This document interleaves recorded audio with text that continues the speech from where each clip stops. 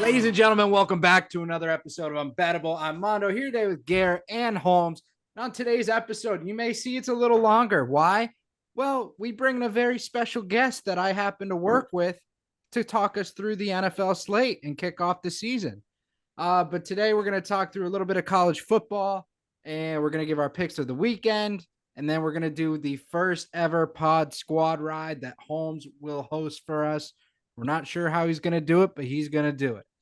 So, with that being said, boys, I know we didn't record earlier this week because of Labor Day, but how are we doing? Feel like I'm better just because football is starting tonight. We got a whole weekend long of football. I mean, even tomorrow night with the Brazil game, we don't normally have that dead Friday day that we always have in between the season opener and college football. So I'm hype about football. I'm still stewing over Florida's loss to Miami that I'm sure we will get into. Ball and all, we got to be pumped, man. NFL week 1, college football week 2. We're back. We are back. We're back. Gary, every time I see you now, your room setup changes just a little bit more. What do we have today? Oh, well, I mean, I just changed my chair position depending on what's more comfortable, so I kind of adjust the camera accordingly.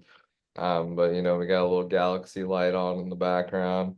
But yeah, dude, I had a fun Labor Day weekend. Went to Punta Gorda with my family.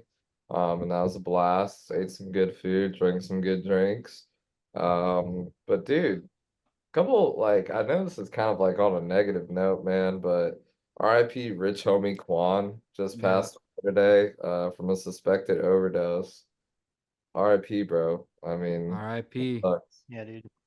That's a tough one. I mean, Jin told me about it like 20 minutes ago. I didn't even know it had happened today. Yeah, tough loss for It's the tough, community. man. That man, he contributed the success of 2016. There's some So class. it's crazy. Um, yeah. All right, boys. Let's keep it going because it's going to be a long episode. Let's go straight into Texas versus Michigan, SEC versus Big Ten, 12 o'clock noon at Ann Arbor. Texas favored by 7.5, over under set at 42.5. Holmes, let's start with you. What are you leaning towards in this game? Hey, dude, honestly, I am leaning in the favor of Texas, and I will have a play later on it that we'll talk about it in our picks. But I mean, I love Texas in this matchup, man. Just getting to watch both of the first weeks from either of these teams.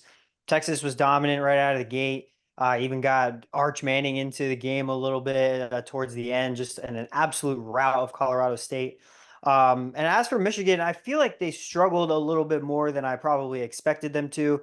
I know they have lost a ton of pieces to the draft, and their team is a lot younger than it was last year when they won the national championship. But I will also say they were playing a Fresno State team that I really do like. I have a lot of respect for. They always play their opponents very tough, especially the opponents that are ranked, that are better than them. Like they always seem to play up to their competition. So I really got to give Fresno State a lot of credit for hanging in there and kind of giving it to Michigan a little bit. I didn't see Michigan be nearly as dominant on the offensive side as obviously we were accustomed to seeing them year in and year out for the past couple years under Harbaugh. But the defense still looks really good. I still have a lot of confidence in the defense to be able to perform up to standard. I just think it's going to be a little too much for Texas. I know Texas is coming into the big house, and this is a massive home game for Michigan. I'm sure that place is going to be on fire as soon as it kicks off at noon. But I really do like Texas in this spot. I think they are one of the prime contenders to win the national championship this year from top to bottom. I love the build of their team. And I think they're going to go in here and get a pretty convincing win. And a lot of people around the nation are going to be talking about Texas. I agree, man. You know, everyone's been saying Texas is back, right? Texas is back. It's been happening for decades now. They're back. Quinn Ewers is going to lead this team to the playoffs and potentially a natty this year. This team is that good. Gary, what are you looking at in this game? Yeah, so I'm actually looking at an ESPN article right now, and I kind of just want to read this to everyone.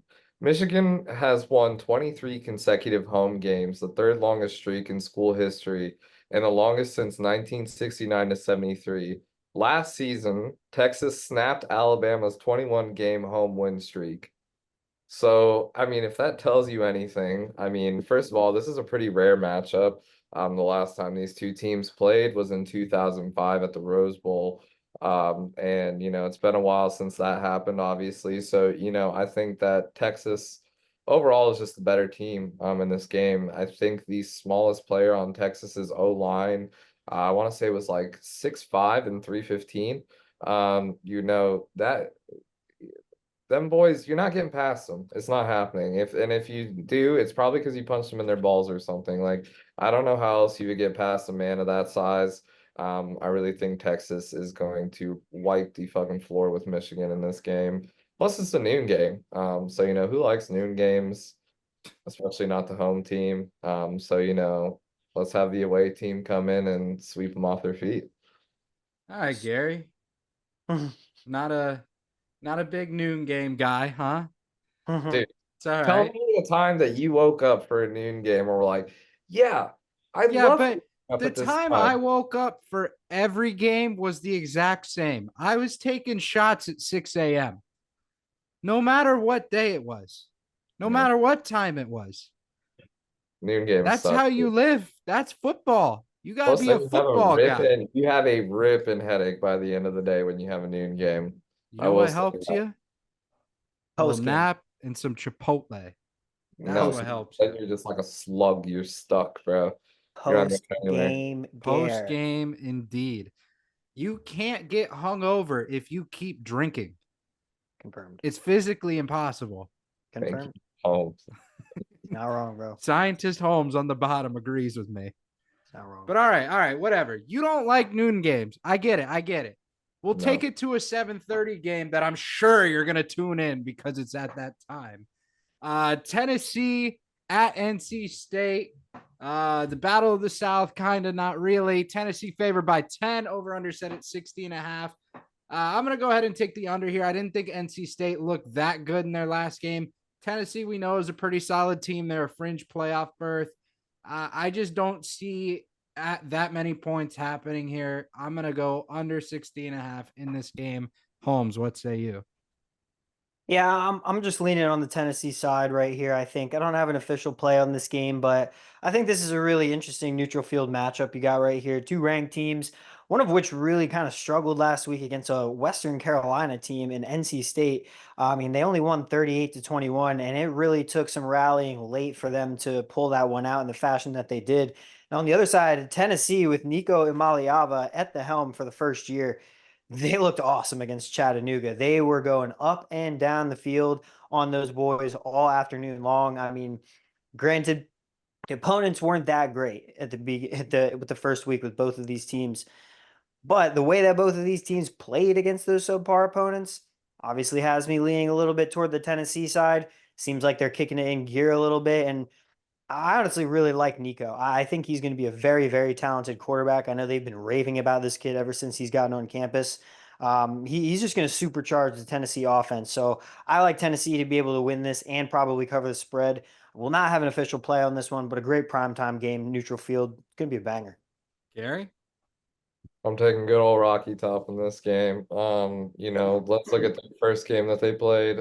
They absolutely destroyed.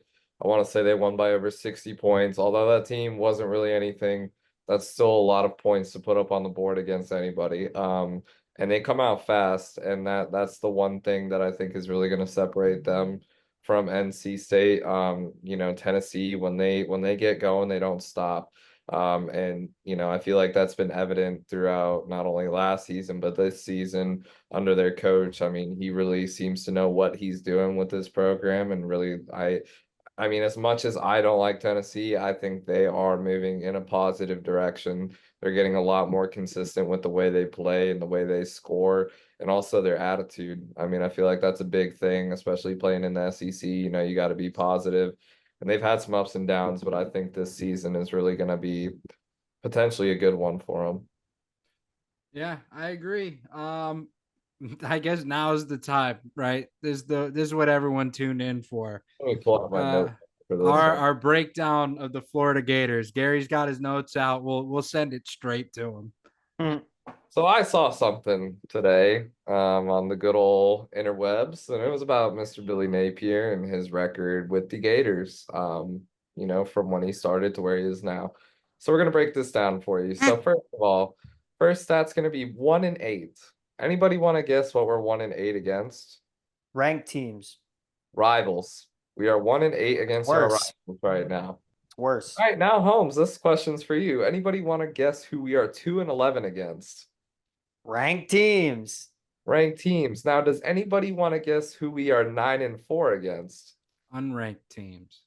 Unranked teams, yes, but here's the kicker. 4 of those wins come from FCS / non-conference teams. So to Yeah. put in perspective for you, we suck. We suck. If we put this all together, 9 + 2 = 11, plus 1 = 12, right? So we're at 12. 8 + 11 = 19, plus 4, that's 23. So we are 12-23 under the reign of Billy Napier. Now, here's why I think this is a problem. We have been giving this man way too much slack when it comes to his overall performance. Yes, he is a great recruiter. So if I'm the Gators front office right now, I'm gonna say, you know what, maybe we should find a coach that actually knows how to win. And maybe we should stick Billy in the recruiting office. And maybe that would be something cool we could do. But no, we're not gonna do that. We're just gonna keep beating a dead horse. And then Billy comes out in the press conference that I am sure that everybody has heard. And he says that he's tired of hearing from his fans that live in rural Central Florida and tweet from their mother's basements. Gary, you happen to live in rural Central Florida. Do you have a I basement? No, nobody in Florida has a fucking basement. They don't Huh. exist. Um, yeah, and then he tries to retract that comment today and say, "Hey guys, you know what I'm saying? I'm just upset." Maybe you shouldn't take, your the words that are in your head that shouldn't come out of your mouth and then project them on media day. Maybe, your PR guy, or he probably doesn't have a PR guy, probably didn't hire him, probably forgot, just like her special teams coach. He sucks, man, and I'm sick of him. The Gators are pitiful. Pearsall got shot. What the fuck is going on? Nobody wants to see us win in any aspect of life. Um, and we're just gonna keep losing. We might win against Samford. I definitely think we're gonna lose against Texas. A lot of boys want to go out to that game. I'm simply not doing it because I'm not paying that money to go watch us get our asses ate out by some Longhorns. This is not happening. And I'm sick of the Gators, dude. I love them to death. It's so hard to watch them right now, man. They are so fucking bad. Montreal, save us, bro. That's all I gotta say. Holmes, you're up. Oh man, I don't know. I don't even know where to start. It was just such an abysmal performance to watch in week one after all of the hype that we had gotten over the off season about, the first 2 years was like a construction site, and now this is the year where we feel like the project has been put together. I feel like it's been completed, and it did not look anywhere near that in week one. I mean, I'm gonna sit here and give Miami their credit. I mean, every guy that they got out of the transfer portal seemed to have worked out in game one. I mean, they looked really good. I'm gonna give them some credit. But also on the other hand, we looked like shit. I mean, just trying to watch our defensive line get any type of pressure was like, yeah, Gary, exactly. Gun in the mouth, bro. It was one of the worst things to ever watch. The secondary feels like they still can't cover anybody. They still can't make any tackles. There's guys running all over the field on them. And from an offensive standpoint, like that was a tale of two halves for me. With Graham Mertz in, we were running the same exact plays that we were last year. Very short field. Nothing was really clicking for us.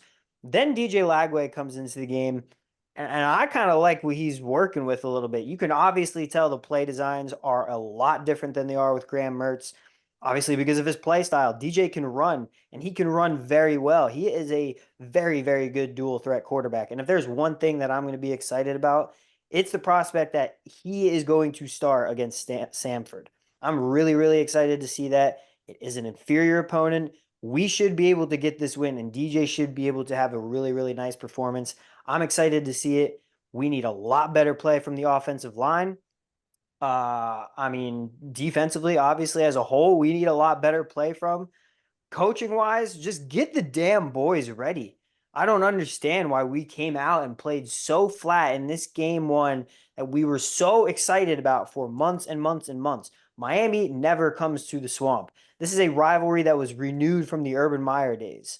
And for them to come into the Swamp and absolutely own the Gators, I mean, that was like gut wrenching as a fan, dude. We poured our heart and soul into the offseason to hopefully think that things were going to be turning around, looking on the up and up a little bit. Man, if we lost that game by a field goal, a touchdown, I wouldn't be sitting here being as mad as I am right now. But for us to get thumped like that, for us to have such low energy in the Swamp, for us to feel like we were not even playing in front of 90,000 of our own fans, 92,000, 92,000. One of the most disappointing performances that I've ever watched. At this point, you know who needs to save the season? It needs to be DJ Lagway. He is probably the only shot that Billy Napier has at saving his job right now. Because if DJ comes in, shows he's got the goods, can win a few games here and there, maybe he's got something cooking. Maybe. Yeah, RIP to all those recruits that are on the sidelines. They're definitely not coming to Florida anymore. Everybody saw For that. real. For I, real. I'm torn. If this was earlier in the week and we were recording, I'm sure I would have given one of the patented rants that I can go on. But I'm going to keep it very neutral today and say this. There is no competitive edge. There's no desire to win. There's no even attempt to show even an ounce of trying on this team. I am in my entirety of my life, I've never turned off a Gator game. I turned off that Gator game. Yep. I am just beyond disappointed from the top down. You talk about the athletic department, the coaching staff, the players, the recruiting team, even the fan base, not even trying to rally behind the team.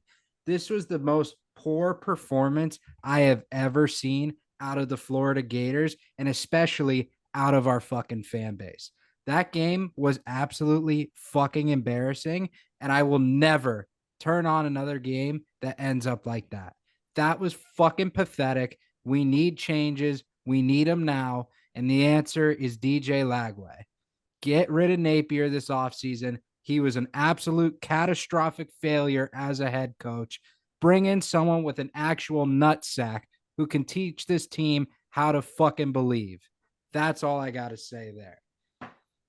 God, that felt kind of good. I mean, I like after we hear everything, I mean, I think it all comes down, and this is gonna sound so ass backwards, but I think Billy Napier is too nice to be a Gator coach. Mm-hmm. I think that when you think about what lies within the spirit of the Florida Gators, it is that fight, it is that drive, it is that I don't give a fuck who you are. If you are a brick wall, an elephant, it doesn't matter. I will run through you with every ounce of might that I have. And it's easy for fans to say this, but and fans can get annoying and be like, "Oh, you suck," da, da, da, da, da. But they just you could tell there was no effort. You could tell there was no even thought in their mind that they were going to win that game. Like from the first quarter, we start out, and then our coordinators calling a jet sweep on a 3rd and 10, man. Like, what are we doing? You are not going to get 10 yards off, bro. You couldn't do it for the past 3 plays. So what makes you think on this 4th play, all of a sudden, by us running a reverse jet sweep or some fake ass shit, that they're not going to catch on to that, bro? And then they kept doing it. And then they're like, oh, we'll fake it this time. And then we'll actually follow through this time. Like, there was no logic behind anything I saw on that field. Coverages were blown, plays were blown, defense on their ass, offense getting pancaked by Miami's defensive line. Like, it was embarrassing. Graham Mertz gets a concussion. That's how like, for me, especially with a pocket passer like Mertz, that's how you failed as an offensive line. Your quarterback is gone. He has a concussion because he got his shit rocked because you can't pick up a block. And like we were talking about Texas earlier with their line. Yeah, we're going out here and we're recruiting all these specialty players and da da da, but that's not what we need. We need fundamental players that can actually allow a play to commence. and we don't have that. So it's like awesome that we're recruiting people. That's cool. But like at the end of the day, there's no return on your investment. Like to put it plainly, like it's just horrible. Yeah, I mean, if we're getting religious, kind of here, I could recruit Jesus Christ if I wanted to, but the Gators have no way to develop him into the Messiah. Like, I mean, if we're trying to use a different example here, I mean, that's just how fucking disgraceful we are as a team. And it's both sides of the ball. I'm watching number 70. They just had the highlights up, and I'm watching him just stand fucking still, doing nothing. Listen, you fat sack of shit, move your fucking body. Do something. You're not getting paid to play football in college so that you can sit your fat ass on the field and watch the play go by. And then we flip it over to defense and we got a human tank out there who can't figure out how to get to the fucking backfield, even though he's about the size of the whole offensive fucking line. I don't understand this goddamn team. Same. It's so fucking embarrassing. And the only saving grace, the only reason that I'm not punching the fuck out of this screen is because FSU is that much fucking worse. That's the only reason. That's the only thing in my life that is keeping me from losing my fucking shit on the Gators. They better get it together this week and put something else together, or I swear to you, I will not watch another Gator game this year. Billy Napier will be gone. Shit, get rid of the athletic director, get rid of the fucking assistant coaches, strength and conditioning coaches, get rid of the whole fucking team except for Lagway and fucking Montrell. I don't care. I'm so sick of us trying to live up to this. 2008. We're supposed to be the 08 Gators. We're supposed to be that good every year. We're not, bro. We fucking suck, and it's because of our fucking leadership on this goddamn team. Woo! Shit pisses me off. Holmes, what are your plays for the weekend? All right, man, let's dive right in. We're going to start out with Thursday night football tonight, obviously. We just put these up on the Twitter. Mondo, I know you just put your plays up too. I'm taking the Ravens +3 tonight. I honestly think they could probably get an outright win in this situation. I think they've been stewing about that loss in the playoffs all off season, and I think they're going to come out and put on a show in Kansas City tonight. So I really like the Ravens to at least keep this one close. I like Derrick Henry to get in the end zone -125. Zay Flowers over 51.5 receiving yards at -110. I think he's going to be utilized a ton in this game. He's the #1 wide receiver now for the Ravens and had a great rookie campaign last year. And then a little two-way parlay for +160. I'm going to take Isaiah Pacheco 50+ rushing yards on the night and Zay Flowers over 4.5 receptions. Piggybacking off of what I just said about Zay Flowers. As for Saturday, I'll kind of just run through these because I got a ton so far. I'll kind of go a little bit into the college, but I'll run through the NFL because we talk a lot about this in the next segment. I got Penn State -20.5 in the first half against Bowling Green. Penn State showed me something last week that they are going to be a lot better offensively than they were last year. I think they're going to get out to a very fast start against Bowling Green, try to get the second string guys in the second half, rest the starters a little bit. As we were talking about earlier, Texas and Michigan, I love Texas to be able to dominate in this game. I'm taking them -7 on the spread to cover, get out with a big win in the big house. Michigan State, I'm going to take them +9.5 to cover against Maryland. Michigan State looked like it was a tough game last week against FAU, but I really like the way their defense played. I don't think Maryland's offense is nearly as good as it displayed in week 1. And I think Aiden Childs is going to be a lot better as the season goes forward with Michigan State. So I like Michigan State to keep it close here within 9 points. I'm going to take Kentucky to cover the spread -10. South Carolina looked abysmal week 1, man. So I am taking Kentucky to roll them in this matchup at home. In Colorado and Nebraska, I am taking the over 59 in the game, the over 13.5 in the first quarter. I think there is going to be very minimal defense played in this game based off of what we saw from Nebraska and Colorado defensively in week 1. Neither of them really looked that good, especially Colorado against an FCS team. So I love the over in this game. And then real quick, we'll go through all the NFL ones. Aaron Jones over 2.5 receptions. Miami Dolphins minus 3.5. Atlanta Falcons minus 3.5. Russell Wilson over 0.5 interceptions. Little Anthony Richardson parlay over 0.5 interceptions and over 39.5 rushing yards. Jackson Smith and Jigba 50 plus receiving yards. Tampa Bay Bucks minus 3. Dallas Cowboys money line, and Max Crosby over 0.5 sacks. Gare, you go. I still need to woosah a little bit. All right, so I am introducing something that I just created right here, right now, and that is Gare's NFL Mega Max Parlay. That's what we're gonna call it, and that's what we're gonna stick with. And now for this, I am taking all of my pick'ems that I take throughout the week, for my survivor pool, throwing it in one parlay, and you know what? Let's let that bitch fly. So I'm only putting $5 on this. Keep this in mind because I know it's a long shot. So I picked the winner that I think is gonna win every single game for this week. So I got the Ravens versus the Chiefs. I took the Ravens. I got the Packers when that comes. I'm just gonna name who I think is gonna win each game. So I got the Ravens to win. I got the Packers to win. I got the Bills to win. I got the Saints to win. Texans to win. Dolphins to win. Giants to win. Bengals to win. Falcons to win. Bears. Seahawks. Chargers. Cowboys. Bucks. Lions, Niners. I know nobody understood what I just said. That's okay. We're gonna screenshot it and we'll be all right. Keep in mind, this is a $5 play. Anybody want to take a guess at the payout? 200. $9,975. Yes, sir. I will happily put $5 at that. Let's see what happens.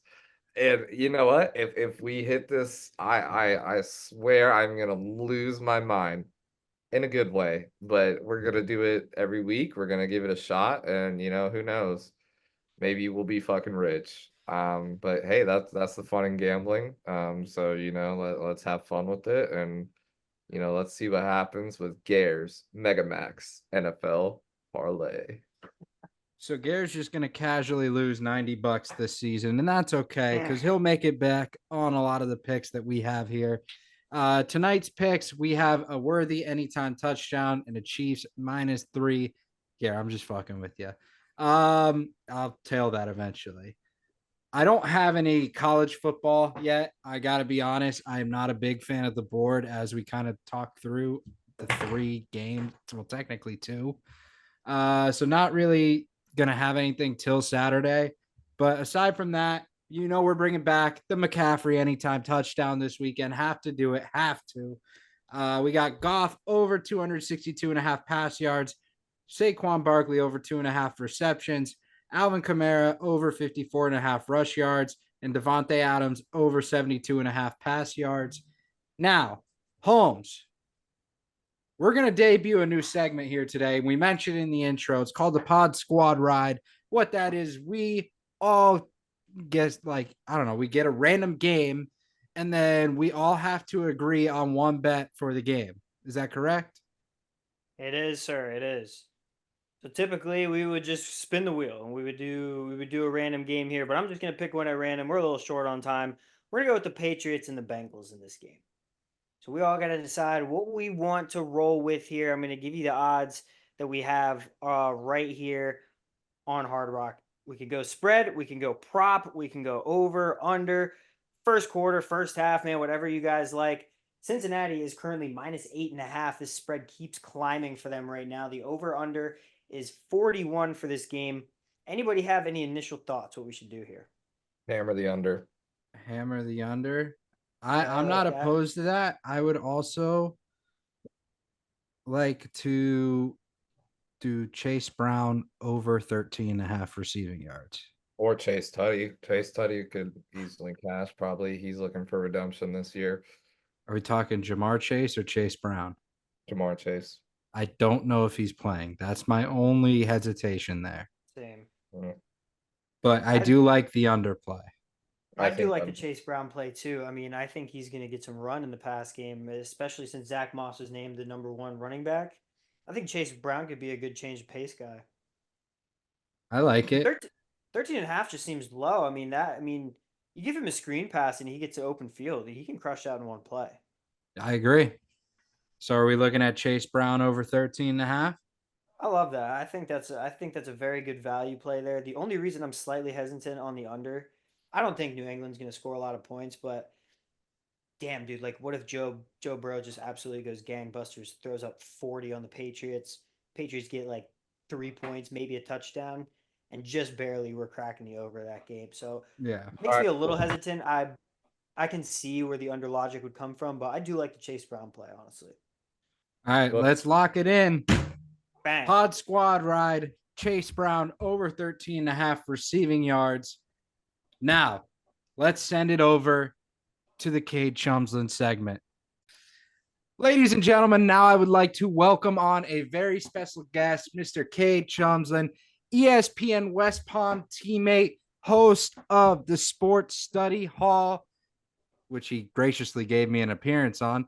Cade Tjomsland, what's up, brother? How you doing today? Mondo, I could not be better. Football is back, baby. The NFL is back. I'm ready to rep. Let's get into this, brother. Brother, you are set. Let's kick it off. We got game one, Baltimore, Kansas City.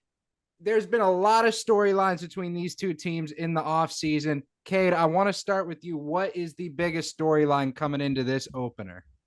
The biggest storyline is, once again, Kansas City receivers in my mind, right? Hollywood Brown isn't going to be in there. Travis Kelce is back, but we saw that the absence of a main receiver last year for Kansas City was eventually their downfall in game one against the Detroit Lions. They just had no one to throw the ball to down the field. Kadarius Toney couldn't catch a ball to save his life. I am looking at rookie Xavier Worthy. Can he handle the load of being the number one wide receiver for right now? I know Travis Kelce is going to get the primary targets, but if Patrick Mahomes can't use Hollywood Brown because he's on the sideline and Xavier Worthy doesn't get open or isn't catching balls, I don't think the Chiefs have a chance in this game if they're just utilizing Travis Kelce. Now, I'm taking the Baltimore Ravens in this one no matter what. The Chiefs in recent years, in dynasty creating years, are historically bad in the first 3 weeks of the season. Since 2021, they have yet to go 3-0 to start a season. The Kansas City Chiefs, the team that is the next team to beat in the NFL over the last 3 seasons, in which 2 of them have been holding the Lombardi Trophy at the end of the year, have yet to go 3-0. One of those years in 2021, they lost to Baltimore in week 2. I see a very similar thing happening where it's a very, very close game. But I think with the addition of Derrick Henry for Baltimore, I think they're going to be able to run the ball a lot better. And I ultimately see Baltimore getting revenge on last year's AFC Championship and starting the year 1-0. For the Chiefs, it doesn't matter because they're the Chiefs and they'll get back to the playoffs. And that's when it really matters for them. Mm-hmm. Yeah, no, I kind of agree with that, but I'm on the other side of it. I want to see that dynamic of Lamar Jackson, Derrick Henry, how that option's going to go. Then you toss in a healthy Mark Andrews, Zay Flowers. I mean, this team, we knew that they were strong going into the playoffs last year. They just come up a little bit short, but in my eyes, they are the team in the AFC to watch. This team right here. They have all the parts they need. They got the right scheme. I'm very excited that tomorrow this is the home opener because this is incredible. This kicks off the season with an incredibly cool game. Holmes, I know you have bets locked in for this game, so I'm going to let you hit on this betting portion right here. I mean, dude, you couldn't have said it any better. This is such a great way to kick off the NFL season. This is such a banger of a game. I completely agree with Cade right here. I am going with the Baltimore Ravens. I'm taking them +3. I'm going to sprinkle a little bit, +125 on the money line. I mean, I think they are great value right in here to go into Kansas City. Like Cade says, get revenge, make a statement game one. I think notoriously for me, the Chiefs tend to start out a little bit low, kind of ramp up towards the middle of the season and really get ready at, obviously, as you see toward the end of the regular season, come playoff time. That's when they shine the brightest. So I really love the Ravens in this spot. From a player prop standpoint, I really do love the receiving core of the Chiefs. I mean, Rashee Rice over 62.5, I think is a very nice play. Xavier Worthy at 46.5. I think that is low for a guy who might be utilized down the field a ton, especially with Travis Kelce getting a lot of the short intermediate work. Maybe Rashee Rice getting some screen passes as well. Xavier Worthy is going to be a big downfield threat. So I agree with Cade as well on that. Like, I see him being utilized very, very heavy in this game, but I like everything that the Ravens have overall. Their running game is going to be very, very much improved this season. I love their defense as always. I think Lamar is going to go and have another MVP season, so I'm going to love to take the Ravens +3 and a little bit on the money line here to take this first game in Kansas City. Love it. Now, we said that there's tons of storylines heading into this game, but let's talk about the one happening in Sao Paulo, Brazil, that is getting all the attention. The Eagles, the Packers. Now, Cade, let me ask you a question. What is one common thing between these two teams? The color green. That is correct. The color green. Did you know this is the only stadium on the planet you cannot wear green in? Crazy. No, I did, but the NFL didn't. The NFL didn't know this. The NFL is sending two teams that only wear green to Sao Paulo. The only other part that is going to be talked about is how Saquon Barkley is on the Eagles, which, by the way, Saquon over 2.5 receptions. Lock it in. That's my pick. But that's the only other thing to talk about. I mean, this game's gotten all the hype in the offseason just from this one storyline. I don't know what to do with it, man. Holmes? And it's so sad because in essence, these are two deep playoff teams we expect this year. This is supposed to be a phenomenal game between two teams, and we can't talk about it because of where they're playing. They're playing in a terrible spot for NFL football. I'm not exactly sure what type of audience is down there, but I'm torn because I want to talk about this game actually going down. You're talking about a Green Bay Packers team that was the youngest in the NFL last year, that took it to town on the Dallas Cowboys, that made a run against the San Francisco 49ers. And you're talking about an Eagles team that went 10-0 and then drastically started to fall apart. They have rebuilt some of that offense. They're ready to go again with Saquon Barkley. These could be the NFC championship teams if they can make it deep enough in the right spots in the playoffs. And we can't talk about any of this because they're in Brazil. I mean, Holmes, what does the international game do for the betting?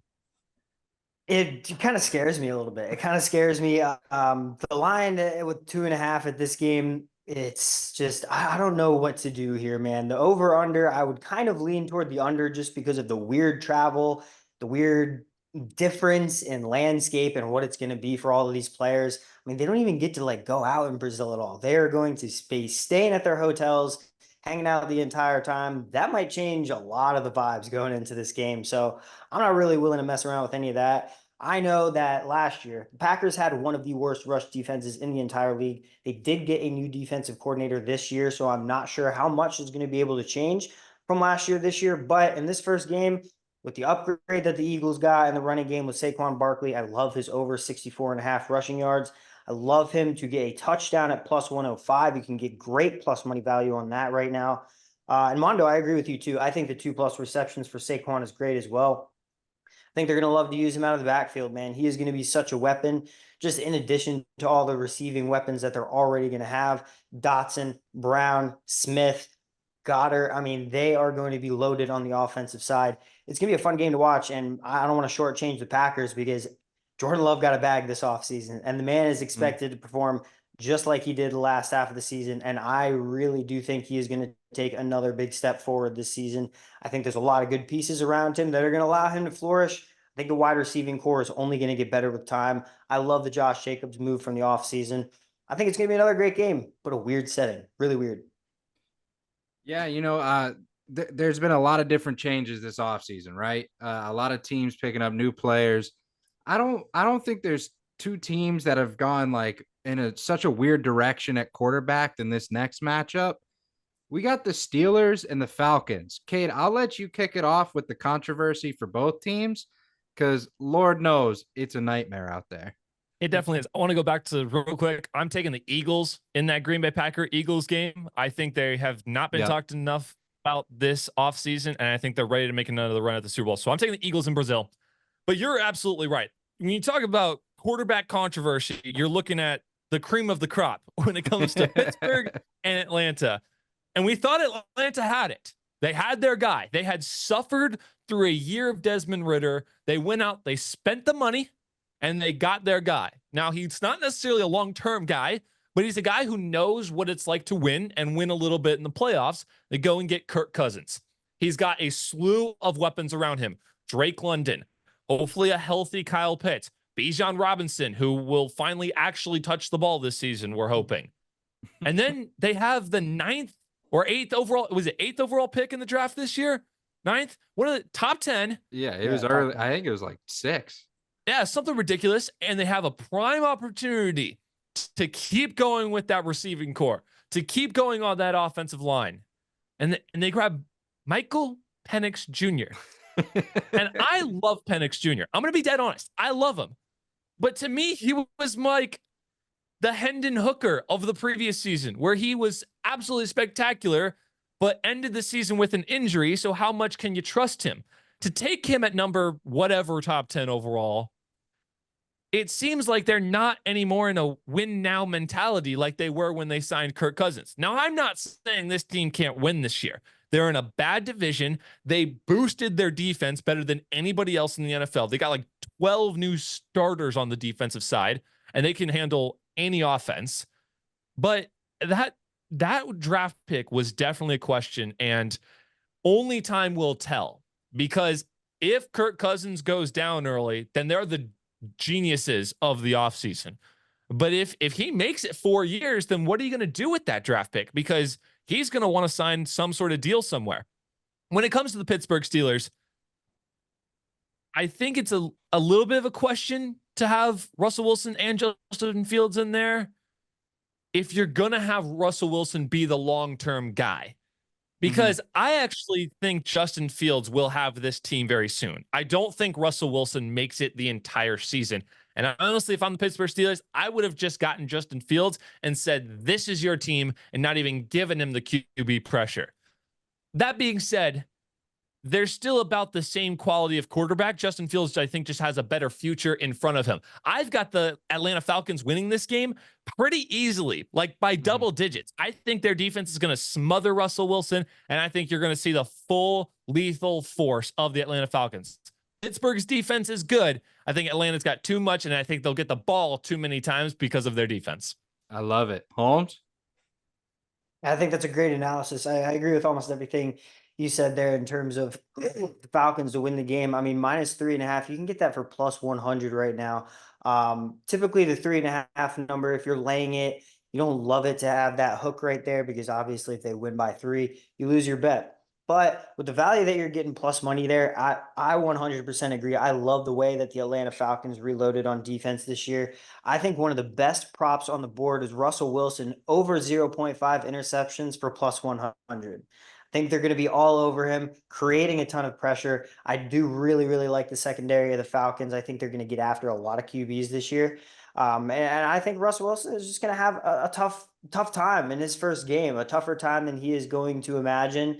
I don't think it's going to be a super clean stretch for him to start out this season, and especially against a team that I feel so confident in on the defensive side. I'm interested to see how much Kirk Cousins is going to be utilized, obviously coming off of the Achilles injury. I'm tempted to look at a Bijan Robinson prop, but until I see and know that he is going to be utilized more than he was last season, I'm going to stay away. All right, that's kind of the thing, Holmes. We're entering a season with the Falcons where we don't know what's going to happen. They got a great receiving core. They got a great running back. We know that. They got their QBs. They got a defense, and they have a completely new coaching staff and a new playbook and this and that. And it's like, I don't know what we're going to see out of this team this year. I just know they're going to be one of the top teams to watch. And that's all I really care about. With that being said, I do have Atlanta -3.5 at this game. Plus money, it makes you want to take it, like you were saying, Holmes. And then kind of to move on to the next matchup, you go from two teams you're not sure what the answer is long-term to two teams that you definitely know the answer. and that's Arizona at Buffalo. Buffalo, we know, has had a lot of changes at receiving core this offseason. And honestly, just a lot of changes overall in general. They lose some veteran leadership on defense. Obviously, Stephon Diggs gone, Gabe Davis gone. You're building up some young talent. And on the flip side, Arizona, there's not a QB this year that needs to prove more than Kyler Murray. He finally gets that guy, that young superstar receiver, and we better see him perform because now there's no excuse for Kyler to not show up, right? Before it was, oh, he had, an aging Hopkins who still puts up numbers in Tennessee. And it's just excuse after excuse. Now there's no reason. Cade, talk to me here, dude. I actually think the no reason has been more about his offensive line than it has his weapons. Because when he's in open field, he can make something happen. He just hasn't had a pocket since he's entered the league. I don't know exactly if they've helped that aspect. I don't think they have. But to me, I also don't think he's a true pocket passer. He is a guy who's supposed to roll out, and he still really hasn't taken over this league. I think they way overpaid him when they gave him that gazillion-dollar contract, and that was right after the Deshaun Watson contract. So the market had completely exploded when Kyler Murray got that contract. Now they're stuck with him. Have they done the right things to give parts around him? Yes. Holmes, you mentioned Trey Benson the other day, right? That's a great running back to back up James Conner. Marvin Harrison Jr., best wide receiver in the draft. They've done all the right stuff. I think the offensive line could be a little bit better. But either way, I think they're slowly but surely making their way back into contention. For Buffalo, this is a game to get your offense on track. You just lost your biggest weapon, your biggest wide receiver that you've had in a long time. Now, unpopular opinion, I think they replaced him fairly well. Curtis Samuel, Marquez Valdez-Scantling, and their Keon Coleman, right? And now they also have a veteran. They have a veteran Dawson Knox and a second-year Dalton Kincaid. Those are 5 quality receivers who know what it's like to be put in winning situations. None of them are as talented as Stephon Diggs, but James Cook was a top 4 running back last year when it comes to yard production. So Josh Allen's going to have a running back. He's got a decent offensive line, and he's got solid weapons who at least know how to catch the football around him. I just think they need to get their playbook down and really put long sustaining drives together against this Arizona Cardinals team. And you could see a Buffalo Bills offense that is as lethal as we have seen in previous years. I'm taking Buffalo easy in this game. That's a scary thought. Holmes, down to you. Yeah, I like this number being at 6.5 for Buffalo. I mean, them winning by a touchdown here, I can definitely see it at home. I think the loss of Stephon Diggs is a little overblown as well. I think the receiving core that they do have is absolutely workable, and I think with the talent that you have with Josh Allen at QB, like you have to feel very, very confident in his ability to still move that Bills offense downfield on a consistent basis. I mean, I don't know if we're forgetting about James Cook. I loved what this kid did last year. I think they have finally found a dependable guy in the running game to take some of the pressure off Josh Allen. There was years before Josh Allen had ever had a stable running back that he had felt confident in. And now he finally has it. I'm so glad that he's a part of this offense and becoming a focal point. Last year, we really saw him getting the ball a ton. And I think that is exactly what the Bills need to be doing going forward, making sure they establish the run game, let the receivers feed off of that. Their offense is going to be very, very fluid, I believe. Trey Benson, I think he's going to be one of the best cuff running backs in the league. There's no way I see James Conner staying healthy all year. In terms of betting for this game, all I really like, I think, is the spread in this one. I'll probably take Buffalo at that -6.5. Again, I really love the number there at -110. Prop wise, I'm not looking at anything too big right now. Maybe into the receptions of Marvin Harrison Jr. and Trey McBride. I think these guys are just going to be targeted so heavily by Kyler Murray. There's top 2 targets. They're the guys that we've been talking about all season long, all off season long. I think they're going to be utilized a ton. Yeah, it's going to be a hell of a game to watch. Marvin Harrison, he's a generational prospect. Everyone's been wanting to watch him, but just as many people have been wanting to watch Mr. Caleb Williams out in Chicago. The first game is a home game for him. He's taken on the Titans. We know they're not the strongest team at this point, but I think they still put up a fight. I think it's kind of a similar scenario to, what Buffalo's doing in the veteran leadership, money ball aspect. And then you got Chicago, who's finally spending money. And, I got Chicago in this game -4. I think that's got to be the play. And until, I see them not perform how they should, I may roll with Chicago for a little while this year. Cade? I'm right there with you. Sorry, I'm in the middle of a dynasty draft right now. So that's why I keep looking over to the side.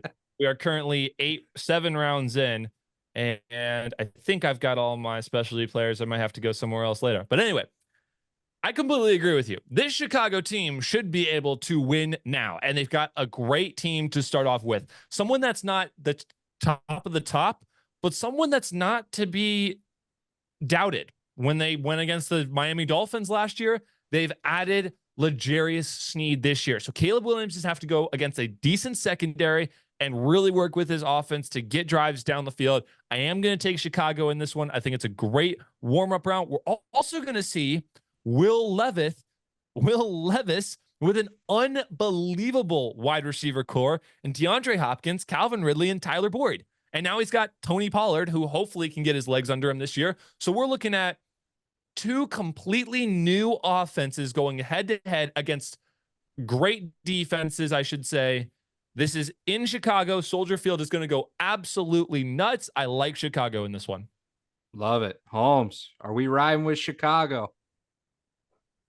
I am undecided right now because I am telling you what, that Tennessee money line at +165 is slightly tempting to me. And I'll tell you why. It's for the reason that Cade just said, man, I really do love the offensive upgrades that Tennessee made this year. I think they're sneaky, and I don't think a lot of people are necessarily talking about it just because Will Levis wasn't a super high draft pick.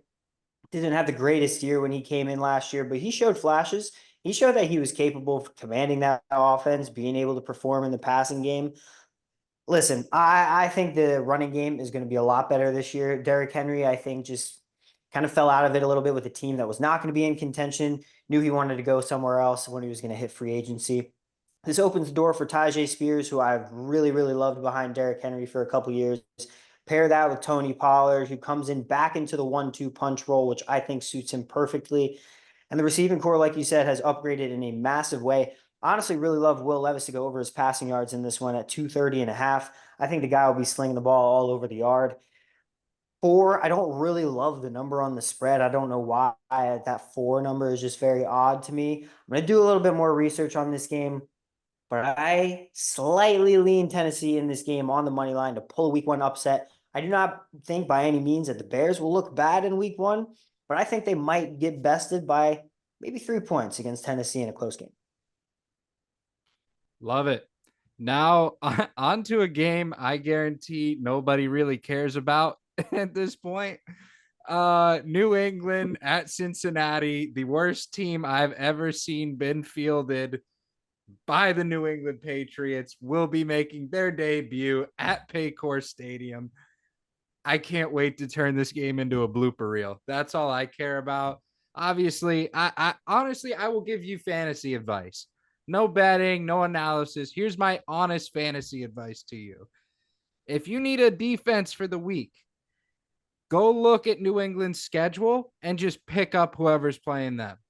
I guarantee you, you will get points every single week by doing that. That is your fantasy advice. Cade, give me the analysis that the people will probably not want to hear, but we're going to do it. I'm going to give the analysis that everyone has been saying for the last 2 months. Where is Jamar Chase? Are we actually going to see this man on the field? I don't care about who Cincinnati is playing at this time. I want to know if their whole team is going to be together, because that's going to determine how much I'm going to Cincinnati Bengals this year. This is a throwaway game for the Bengals. Week 1 for them starts next week against the Kansas City Chiefs. That's when they actually have to start playing. They're going to have to just see if they can manage without Jamar Chase. If they struggle against the New England Patriots without Jamar Chase, then we are in for a wild ride with the Cincinnati Bengals, because there are some defenses out there that will make sure to lock down Jamar Chase at all costs and force Joe Burrow to go somewhere else with the football. And if he can't do that with the rest of the AFC as it is, with the rest of the AFC North as it is, I don't know how anyone could trust the Cincinnati Bengals this year. I completely agree, bro. Completely agree. Holmes? Where is Jamar Chase? That is the question. It's the question I've been asking for That's so it. long. This is just such a disappointing situation. From a betting standpoint, this game has been steamed up on the Bengals side of things for the spread. I think this started out at -6.5. Cincinnati opening number. It is all the way down to 8. It is definitely scaring me away. I think that the Bengals will be able to win this, but I do kind of like New England's defense. They have a lot of young and hungry guys that I think will be able to I think will be able to go out, prove themselves, maybe put together a good game. I do like Joe Burrow to be able to go over his passing yards in this one, even without Jamar Chase. I think he's going to be looking to make a statement saying, "Hey, even if this guy's not here, I can still shred these boys. I'm still here to play." I really like Joe Burrow to go on and put out a show for the Cincinnati boys here. As far as the spread or the money line, I'm probably staying away from that. But that is the one prop that I might look into on this one. Love it. All right. On to another game. I think we'll save, the two relevant games to these hosts for the last of the 1 o'clock. So let's move on. We have the Carolina Panthers at the New Orleans Saints, a game that will only flash across my screen when Red Zone comes on. Cade, what is the biggest pointer to take away from this matchup? I love how you absolutely did skip those next two games. So you're just going to save all that energy up for later. I like that. Oh, yeah. This is two teams that I want to talk about even less than the Cincinnati Bengals and New England Patriots, right? Absolutely no one cares about these two teams. I want to care more about how these two teams are going to look next year when nobody's on these teams anymore. Derek Carr, gone. Head coaching for both teams, gone. Bryce Young could be gone. Adam Thielen made this massive move to go away from Minnesota. Still a quality wide receiver, is going to have nothing in Carolina for him anymore. He's gone. We just saw Brian Burns gone. We could see Cam Jordan from the Saints gone. These two teams are going to look nothing this year like they are the next year. This game means nothing to me. That AFC NFC South, I should say, is a two-man race between the Bucs and the Falcons. They're going to both sweep these other two teams. This game, and whenever they play again. I mean, did you guys remember last year that Thursday night football game when the Carolina Panthers hosted a game and it was raining and there was literally 9 people in the stands? Horrible. We could see less than that this year with the Panthers and Saints game. Nobody cares. Yeah. Which by the way, I want to bring up one more point, and this is straight to the NFL now. What are these matchups that we're putting on Thursday night football these days? These are matchups that should be buried in the 1 o'clock window, buried as a CW option in the near future. Like, we are getting the worst of the worst in the most primetime spots. This season, I am begging the NFL, please use flex options. You got it right. You got it right with the NFL opener this year. I'm begging you. Flex out the bad games this season. I can't do it again. No more Jets, please. No more Jets. All right, Holmes, go to you. Yeah, this is just a crap game, dude. These two teams are bottom of the barrel in the NFC South. In my opinion, these are going to be two of the worst teams in the NFL this year. I have zero confidence in either of these teams to put together maybe more than 5 wins. In this game, I'm going to keep it short and sweet. I'm going to take strictly the under. It's at 41 right now. It's a little low. It's at -105, but man, I cannot see either of these teams going for more than 2 touchdowns apiece. So that's all I got here, dude. Yeah, I mean, from one powerhouse matchup to another, we got Minnesota at New York. Just an absolute banger of a matchup that I can't wait to watch, and I have no analysis prepared for it because I don't really care about this game. Cade, please tell me you got something here. I got a lot of things, actually. I actually very much care about it, and I'm not saying this as a partial Minnesota Vikings fan. For the audience, my dad's from Minnesota, so I had to embrace a little bit of Vikings culture. I mean, there was purple and gold a lot in my house, okay? So I'm slightly interested from that standpoint. But listen, we're talking about 2 quarterbacks that have a chance to rewrite their careers in this game. Okay.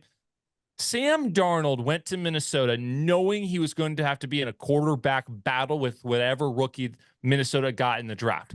That happened to be J.J. McCarthy. He happened to look good in the preseason, and then he goes out for the entire season. So now Sam Darnold is taking the weight of this entire franchise, which he has not done. I guess you could say maybe Carolina, but really the Jets is where he was supposed to make that happen, and he failed miserably.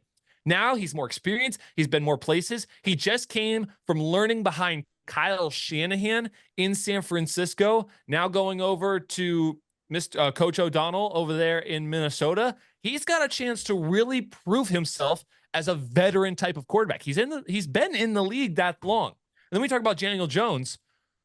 He made it to the playoffs, beat these Vikings, and then got his bag, and then laid it to the side and basically said, I'm not worth that. He's not worth that money anymore.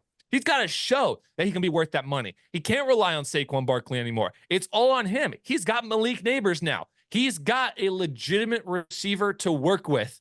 Both these quarterbacks have a lot to prove this year. Sam Darnold, honestly, the other thing Sam Darnold has weighing on him right now is to keep Justin Jefferson happy, because that's the last person you want leaving that building if you're Minnesota. And if he doesn't get the ball, I could see him wanting a trade. If they're not going to have a quarterback for him, Justin Jefferson could leave. That entire team could fall apart. So there's a lot riding on these early games for both of these franchises.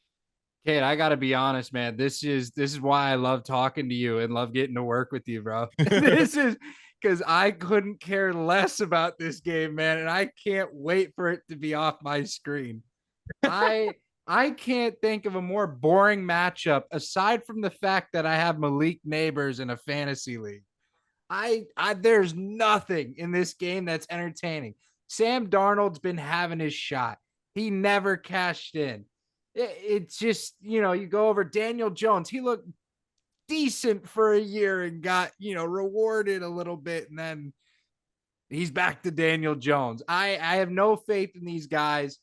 We're getting QB replacements very, very soon. Obviously, Minnesota was supposed to, and then, everything happens. But regardless, this matchup might be more boring to watch than Carolina and New Orleans. And that's saying something. No, that's not. When you have a game with Justin Jefferson in it, that's false. That's not happening because he can do anything at any minute. I definitely disagree with that take. What do you got, Holmes? For me, I really only like Aaron Jones over receptions in this one. Over 2.5, you get that at plus 120. I think the value on that is incredible. I think Sam Darnold is going to be dumping off to Aaron Jones a ton. I think he's going to rely on him very heavily. Obviously you have two great receivers in Justin Jefferson and Jordan Addison, but with no safety blanket and TJ Hawkinson, I think Aaron Jones is going to be relied upon heavy. I really like him in this scenario. As far as a side for the game, it's basically a pick 'em right now. Maybe lean a little bit toward the Giants here just because they're at home, and it's plus 105 value. But other than that, just really love the Aaron Jones play. All right. Now we are at the final two games of the 1 o'clock slate. Let's get into the one that this man is dressed out in their gear. We got the Houston Texans taking on the Indianapolis Colts. I don't want to waste any more of your time. So, Cade, this is all you, brother. Get after it. This is going to possibly be the toughest test that the Texans face all year. And we've got a number one schedule, mind you. But listen, this team we just knocked out of the playoffs back in January in their home stadium. And now we're back and better than ever. They're back and better than ever. Anthony Richardson, completely healthy. That entire offense ready to be led by a true leader. That crowd is going to be going nuts. CJ Stroud kind of knocked on him last year after the game. I don't think he'll be saying that this year. They're going to lose their minds because in the Colts' mind, this is the most important game of the year, is to take down the Texans. Because think about it this way too. Because the Texans beat the Colts in 2022, it allowed them to get the second pick and not the first to give them the CJ Stroud in order to beat them the following year from missing the playoffs. This has been a huge buildup in just beating the Colts over and over in order to make the Texans a sort of super team right now. The Colts are absolutely pissed at the Texans right now, and I couldn't love it anymore because I hate that team as well. Listen, this is going to be a very even matchup. I'm giving it obviously in favor of the Texans. I think their new offensive power guys are going to work really well. Someone just asked me earlier what I think about Stephon Diggs, and I truly think he's going to act like the Odell Beckham Jr. of the Los Angeles Rams when they went on the Super Bowl run, right? He has an ego and he has drama around him, but if he just stays in his lane and does his job and catches the football and scores touchdowns, then this entire team that DeMeco Ryans has put in place, the culture that this group has put together will win. They will succeed. I don't even have to talk about all the defensive additions that the Texans got this year. Danielle Hunter, Azeez Al-Shaair. They are absolutely loaded. Now, the Colts are nothing to sneeze at here. Anthony Richardson, Jonathan Taylor, Michael Pittman Jr., that offensive line being top 10 in the NFL, they're going to say something this year. But at the end of the day, I think the Texans are not going to have a sophomore slump. I think this is the perfect test to get their season rolling. Even if they lose this game, we saw them lose big last year and then make the playoffs. I'm not going to be super worried, but this might be the best game of week one. And I'm not even a Texans fan. I'm just talking about everything that is around this game between these division rivals is going to be incredible. I got nothing to add. Holmes, take it from a betting perspective. It's very interesting to look at. I mean, I love the Texans on the money line. You got to lay a little bit of juice at -150, but rather than just laying the 3 even on the spread, like I love the Houston Texans to be able to go into Indianapolis and win a close game here. I absolutely think it's going to be a very tough test. As far as a prop perspective, I'm looking at Anthony Richardson throughout this entire game. I'm definitely going to take a look at his rushing yards, his alternate on the low end. If you want to lay a little bit more juice, again, -150, 40 plus rushing yards. I think Anthony Richardson can easily eclipse this in this game. But from a passing perspective, I love laying -130 for him to throw an interception. I know he's had his struggles in the passing game. I absolutely love the Texans secondary. I think Derek Stingley Jr. takes a massive step forward this year and becomes a very big bona fide leader on that Texans defensive side. I love them to be able to get to Anthony Richardson just for at least one pick. I think it's absolutely worth the -130 value there. All right. From one person who got their team talked about to another, let's wrap up the 1 o'clock slate. We got the Miami Dolphins making their home opener against the Jacksonville Jaguars. Let me tell you all what I'm going to do. I'm going to bet on the Miami Dolphins. Why? Because they are an electric factory of a football team. They're going to dominate at wide receiver. They're going to dominate at running back. Their QB is going to dominate. Our defense, that was the big question this offseason. What is Miami going to do with their defense? I'll tell you what we did. We combined young, generational talent with Chop Robinson and put him with an elite veteran presence in Jordan Poyer and Calais Campbell and all these guys. And not to mention, oh yeah, we just got Odell Beckham Jr. as our wide receiver 3. Ladies and gentlemen, let me tell you something. The Miami Dolphins are my pick to win the Super Bowl, and I'm not being biased. Just kidding. Yes, I am. But the Miami Dolphins are going to curb stomp the Jaguars in this game. Cade, take it away. You're right that the Dolphins are going to curb stomp in this game. It's the first game of the season. It's going to be hot as hell out there. Now, the Jaguars are lucky because they're also a Florida team, so the heat won't affect them as much. But this Dolphins offense is impossible to stop at the beginning of the year. I've already explained my take on what the Dolphins will do as a whole, and that truly only resides in the last 6 games of the year. Mm-hmm. This team could easily go 9-1 and then lose 6 straight and miss the playoffs. They have to get those last 6 down, and that includes multiple trips or multiple games against the Jets. I know the Browns and Texans and 49ers are all in there. So there's a lot of deep stuff come the end of the year. If the Dolphins lose this game against the Jaguars, there is truly no hope, because if you can't get off hot to start, we know this team cannot finish. So I'm with you. I would take the Dolphins all the way on this one. I would, more than anything, love to see the Jaguars to lose as well. So thank you very much for taking care of them week 1.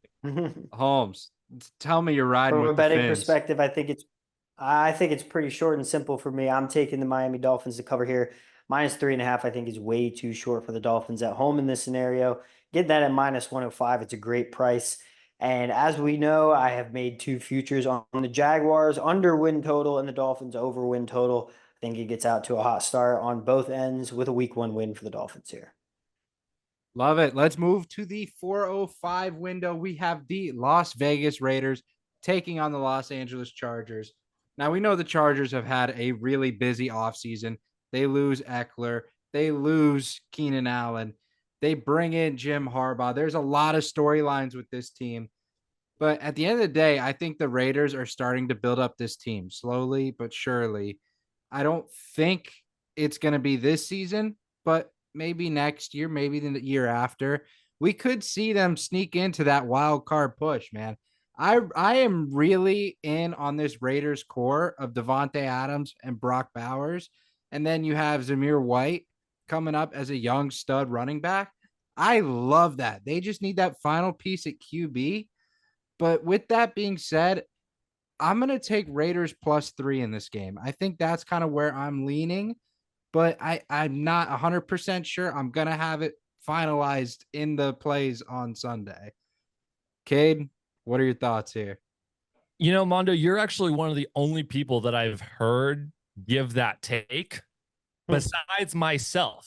I finally have someone agreeing with me that the Raiders have not put themselves in a bad position this year, right? Brock Bowers, Devontae Adams, Zamir White in the background, like you just said.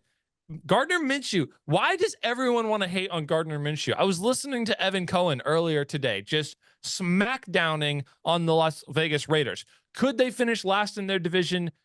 Yes, but I don't see it happening. This team always seems to just pull out these wins. You saw, I mean, literally the last time these two teams played, the Raiders won 63 to 20 something, right? Their defense just added Christian Wilkins. We're talking about the Raiders defensive line potentially getting the most sacks in the NFL between Wilkins and Crosby. Their secondary has definitely needed some work, but that defense has shown itself to at least have some sort of depth to it. That offense has the weapons that we know of. Hopefully Devontae Adams is happy to be there now with Gardner Minshew. I think he's got the head coach at least once there in Las Vegas. I like Las Vegas in this one to start off week 1. If Los Angeles starts to get on a rhythm, I do think they are overall a better team, but just in week 1, I'm going to take the Raiders as well. Holmes? From a betting perspective, this one is really tough for me, honestly, because I'm really interested just to see what both of these teams are going to be like. Obviously, the new look Chargers under Harbaugh, I think they're going to be a very, very run heavy. But to have a talented quarterback as good as Justin Herbert, I don't know how much they're really going to stray away from the passing game. So I'm interested to see how that dynamic works out. As far as the Raiders are concerned, obviously with Gardner Minshew coming in and taking the reins, I would love to see the dynamic between him and Devontae Adams. I want to see how that offense is going to move. How are they going to integrate their 2 top tight ends in Michael Mayer and Brock Bowers? I mean, for me, I just have to sit back and watch. The one thing that I really, really do like, though, I think Max Crosby is going to give Joe Alt a welcome to the league game. I love Max Crosby to get a sack in this game. His prop is at -125 for him to get at least 1 sack. I am hammering that. I love Max Crosby to get after Justin Herbert here and just give Joe Alt, one of those classic welcome to the league kid moments. Last thing I will say about this game, Devontae Adams, we know he's been an elite receiver. What I got to tell you about this play is Adams over 72.5 receiving yards. He's hit that in 11 of the last 14 matchups he's had. Beautiful stat. Just saying, just throwing that in there. I'm taking that play this weekend. All right. The other game in the 405 window, we got the Denver Dumpster Fires versus the Seattle Seahawks in what will be an absolute bloodbath with Seattle chopping the neck off of Denver. I'm gonna love watching this game. This is one of those games. It's like the Patriots, where you're gonna have the blooper reel, and that's all I care about. Cade, what are you looking out for in this game? These are two new teams with two, not new teams, but like two new people at the helm. For the Seattle Seahawks, it's their head coach, Mike McDonald. Can he actually make something happen in the head of, or not? Yeah, Mike McDonald from Baltimore. In the wake of Pete Carroll, can he make something happen? For the Denver Broncos, it's Bo Nix at quarterback. Can he actually work with Sean Payton? So these aren't teams that I'm necessarily seeing going deep or making the playoffs or anything like that. But these are teams that could be the start of something big, right? This could lead to a lot of good things. So we're going to see, like, I like how Holmes just put it a second ago, like, welcome to the league, kid. You're going to play in one of the most hostile environments in the NFL right out of the gate, playing against an NFC opponent and the 12th man stadium, right? So I'm curious to see how he handles it. We know he's played in some loud stadiums in his long college career, so it might not affect him that much. I'm not sure. Like, I have a lot of questions around this game, and I'm curious to see where these teams could go in the future. Holmes. Yeah, I absolutely love the point about Bo Nix just going into a very hostile environment. I mean, that's what I was going to bring up from a betting perspective as well, because the first thing that popped into my head, Bo Nix interception. Like, is he going to get rattled playing at, like you said, one of the most hostile stadiums in the NFL, whether you want to admit that or not? 12th man is real out there in Seattle, and they might be there for the opener to give Bo Nix hell. Unfortunately, the line is a little juicy at minus 155. So if you really want to lay that, you're gonna have to put down a good amount. But honestly, for me in this game, and this was my sleeper for fantasy this year, I love Jackson Smith and Jigba. I think he is going to be a very, very big focal point of this offense. I do not believe actually Tyler Lockett is going to be playing in this game. I know he was questionable coming in. And as far as I'm looking at all of the props right now, he is not on anything on Hard Rock right now. So I don't believe he's going to be playing in this game. I love Jackson Smith and Jigba to have a ton of usage in this game.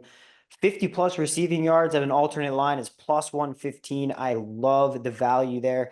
I think this guy in the new offense and this new system that Seattle is looking to be running, he is going to be a much bigger vertical threat than he was last year. Get utilized hopefully across the middle a lot more. I love this guy to have a breakout year. Love it. Holmes, we're actually going to stick with you here because as we head into the 425 window, we have your Tampa Bay Buccaneers taking on the Washington Commanders. Take it off for us, sir. I always like to say, bet with your head, don't bet with your heart. But in this scenario, bro, I'm betting with my heart. We're slamming Tampa Bay -3. We're slamming the money line. We're slamming everything that we can get with Tampa Bay here. At home, I've just been following so much of the offseason news surrounding the Tampa Bay Bucks, and I'm very, very optimistic going into the season. I think last season was a very big surprise for me, having Baker Mayfield come into a new offensive system. I mean, another new offensive system. He's been in at least 3 so far, and coming in and seamlessly being able to take over the offense and gel with everybody and really almost become a dog of that team, a leader, a guy that a lot of those guys in the locker room are rallying around. I love him going into his second year with this system here. Mike Evans being able to stay with the team, Chris Godwin, all the guys they were able to re-sign on the defensive and offensive side has been so big. I give so many props to Jason Light for being able to keep this team together, because the amount of homegrown talent that we have on this team, the amount of them that are young and hungry and looking to just dominate this horrid division that we're in. I love this season. I'm so excited to watch Buccaneers football.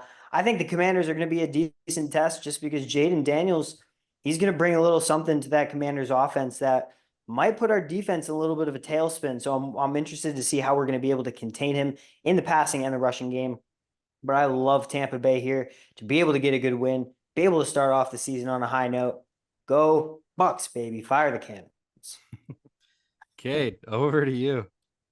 Listen, I love it. I think too many people have been talking about Jaden Daniels and this Commanders team, and not enough people are talking about the Bucs team. This is the same team that went and beat the Philadelphia Eagles and made a divisional round of the playoffs last year. This is a team that kept a lot of their guys, unlike most playoff teams come nowadays, right? Jaden Daniels will take his time. Jaden Daniels will get his moment. But when this game is this game in Tampa or in Washington? It's in Tampa. In Tampa. It's in Tampa, right? There's no chance that I see Jaden Daniels pulling off this victory. Like I said earlier, the NFC South will run either through Tampa or through Atlanta. Those division games, I used to live in Atlanta for a period of time during the prime Jameis Winston days of Tampa Bay, right? When Matt Ryan and the Falcons played against Tampa, it was just like, okay, beat the Bucs, move on. Now it's must-watch television. Now you're watching the best of the best when it comes to wide receivers, when it comes to some hard-knocking defensive guys.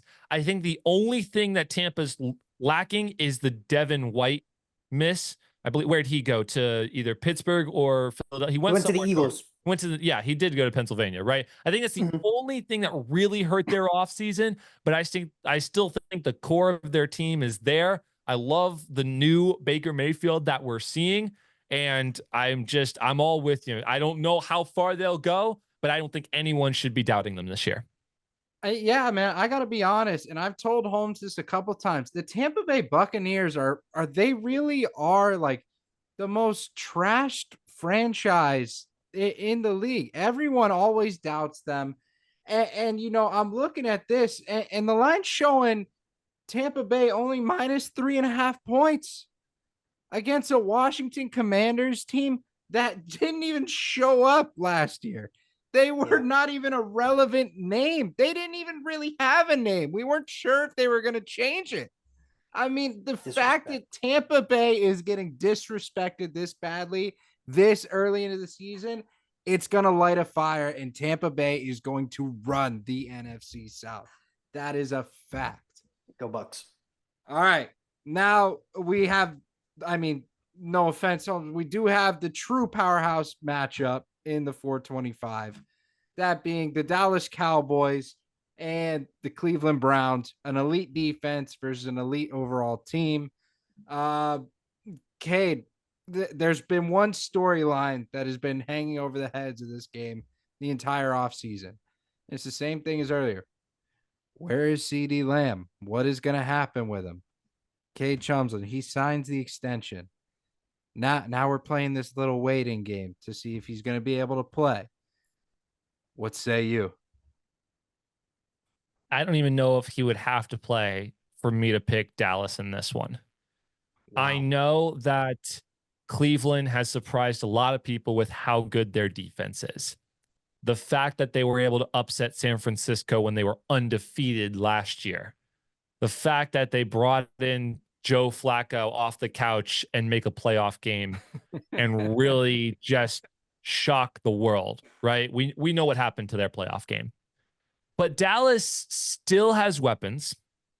Dallas still has potential. And the Browns have Deshaun Watson. Deshaun Watson can't win anymore, guys. Deshaun Watson will never be able to win in the NFL. You can take my word for that right now.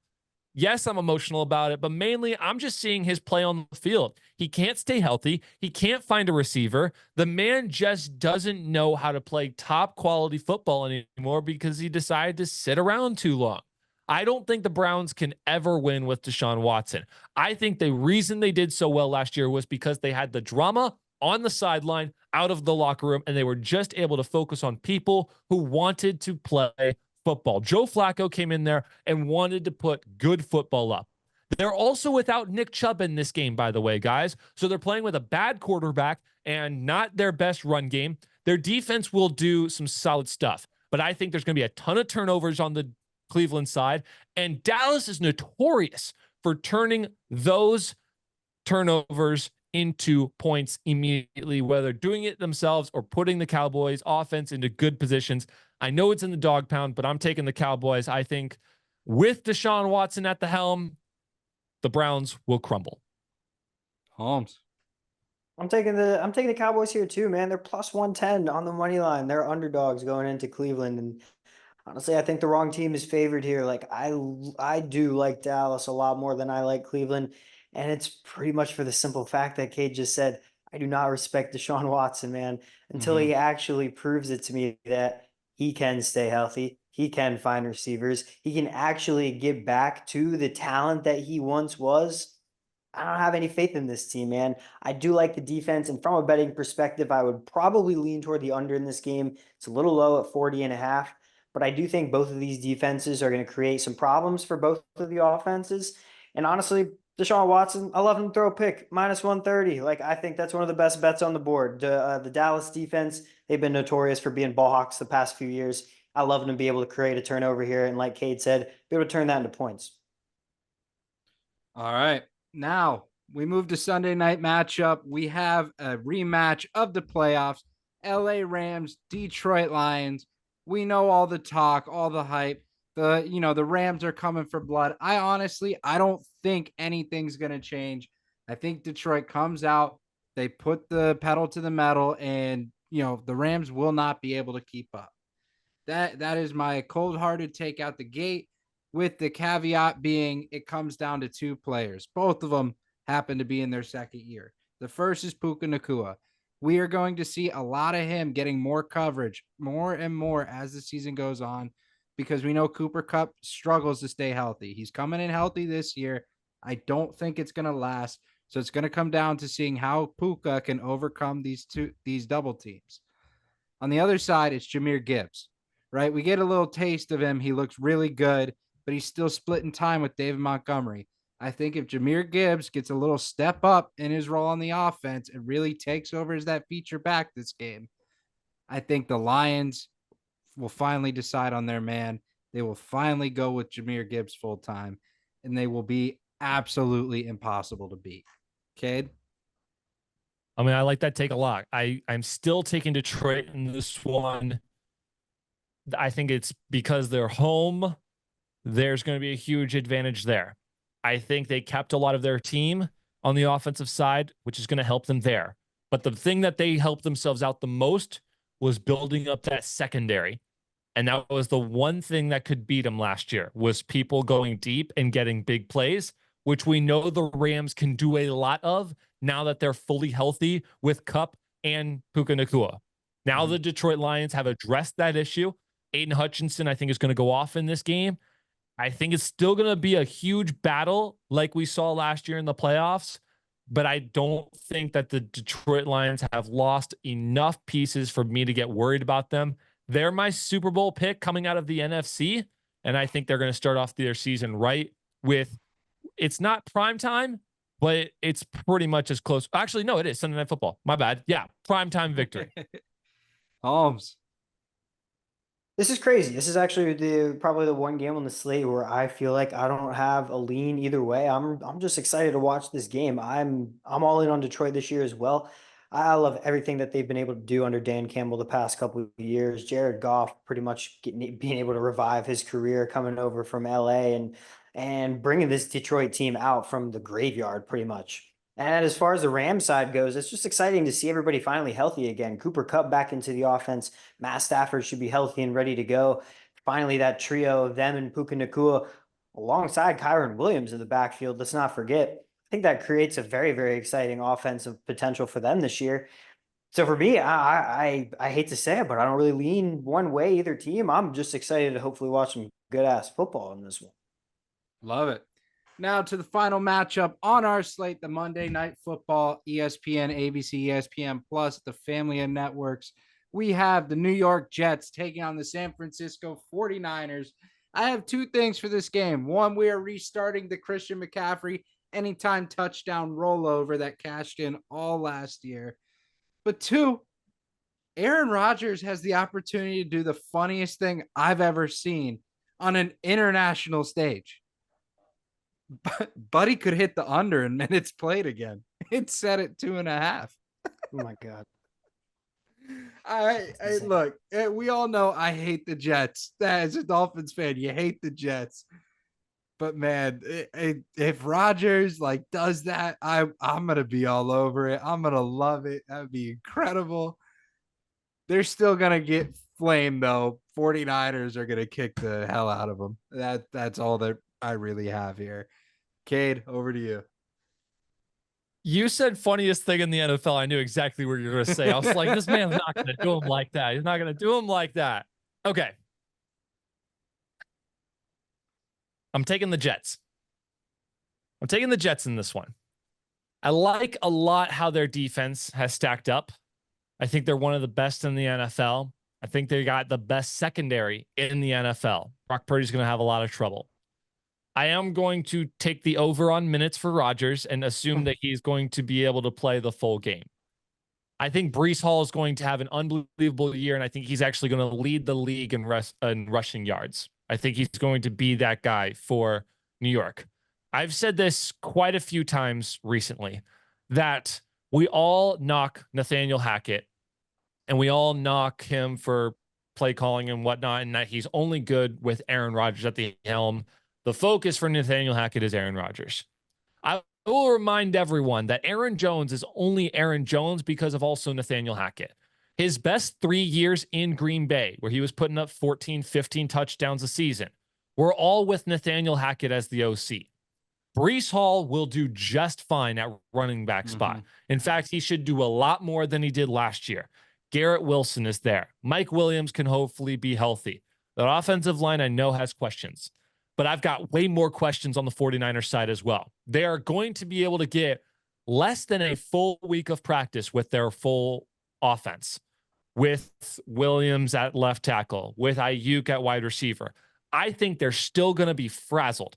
I'm not saying that the 49ers are going to choke anything for the entire year, but when you can't even get your starting offense together until 5 days before the start of the season, that's not going to translate well. I know there's been a lot of drama in New York, but they've been at least able to practice with everyone all offseason long. I think the Jets are going to be better prepared. I think they're going to have more legs underneath them. They're going to last longer in the game. I don't think the home field advantage will mean that much to the 49ers. I think the Jets are ready to go in 2024, and I think they can hold off this game. Holmes. Absolutely love the take on the Jets defense. I think the same thing of them this year. That secondary is going to be very, very impressive. I like the way that they've not only improved the trenches on the defensive side, but on the offensive side as well. I mean, I think the Jets are poised for a very, very good year. Again, given Aaron Rodgers stays healthy, if the dude actually stays on the field. Yeah, I like what this team can become this year. I love to see them covering the spread here at +4. You get that at -105. That's a nice short line to get right there. Maybe sprinkle a little bit on the money line at +185. But I mean, I think if they lose here, they're losing by a field goal. It's going to be late. It's going to be a tight game. I love Breece Hall to be able to get in the end zone. +110, I think, is insane value there. Breece Hall was one of my season-long future props to take this year. I think that dude is absolutely going to crush all of the props that they have set out for this man. I think he's going to have a great year. He's going to look like Bijan Robinson, I think, in a lot of ways. He's going to get a lot of receiving work to go along with his rushing workload. He's going to be such a focal point of that offense. I know Aaron Rodgers is going to depend on him very heavily. I love the Jets in this game too, man. Sneak up on the 49ers and get to them after, like you just said, Cade, all these guys not being able to practice together for the 49ers is a lot bigger of a deal, I think, than we're giving it credit. So I love the Jets to be a little bit more prepared in this spot and to steal a win on the road week 1. Love it. Sorry, Mondo. What? I don't know. You just went off on how bad the Jets were going to be, and then we just both picked the Jets. Yeah. Look, man, I'm always kind of the heel of the podcast. I'll always play devil's advocate. Everyone hates it, but I do it.